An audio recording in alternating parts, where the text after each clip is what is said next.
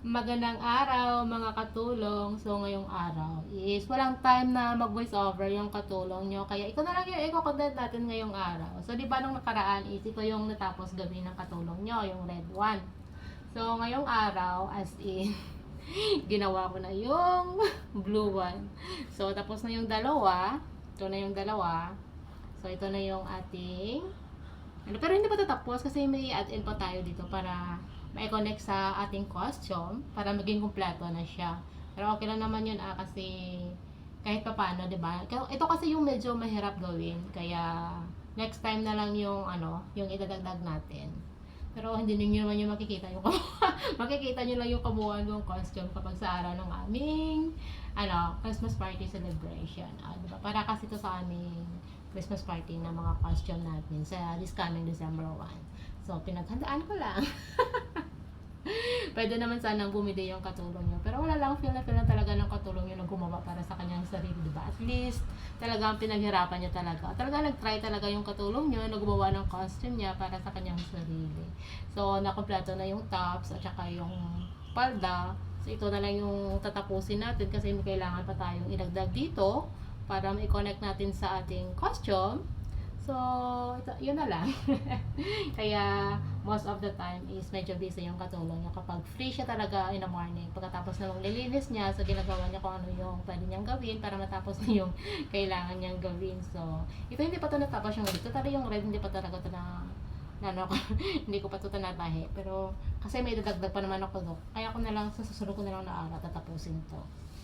Madali lang naman yun, ito lang naman yung mahirap. Kasi medyo talaga, ano ba yung may, basta ito yung dalawang part na medyo mahirap gawin. So, natapos na natin to. So, madali na matapos yung ginagawa ng katulong nyo. Ito kasi yung, kita ko niya yung palda. Ito yung palda. O, di ba? Tapos, ano pa naman to, yung amo ko to, pinabili ko to sa amo ko yung ribbon na to para gawin. So, nilibre pa ko ng amo ko nito. siya yung nagbayad. Kasi babayaran ko sana yung sabi niya okay lang yun. Kasi sa ano ko naman sa ginagawa ko ng mga yung So ito, natapos ko na siya. So yung top, hindi ko doon sa loob, hindi ko na ipakita sa inyo. So susunod na lang hindi talaga bang tapos na yung kabuuang ginagawa ng katulong niya. Pero ito kasi yung red na ribbon is maliit siya. So tatlong klaseng pagtahi. Kamay pa naman lahat to kasi hindi naman marunong mag-machine yung katulong niya. Tapos wala naman talaga siyang machine na gagamitin.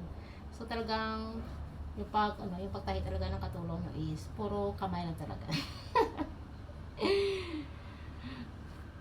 Pero maganda yung ribbon, yung size na binili ng amo ko na ribbon. Kisa sa binili ko. Pero okay lang naman yung parang design na lang sa ginagawa kong palda.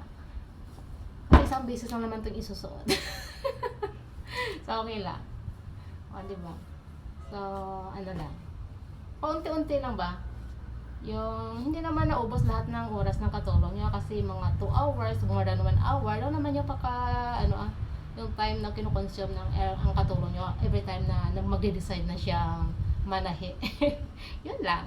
Ito lang yung gusto kong i-flex na yung araw. At first kasi ito kasi yung kinat ko na box, na cardboard. Kaso lang maliit. So pinalitan ko sa medyo malaki-laki siya. So ito yung talaga, yung pwedeng-pwede talaga sa akin. Ito is out na. Pwede na ito yung top. So hanggang dito na lang ha. Sinishare ko lang sa inyo. Kasi wala naman kasi akong ibang voice over. Kailangan lang maiko-content ako sa inyo dyan. So hanggang dito na lang muna tayo mga tulong. Bye! Bye-bye na!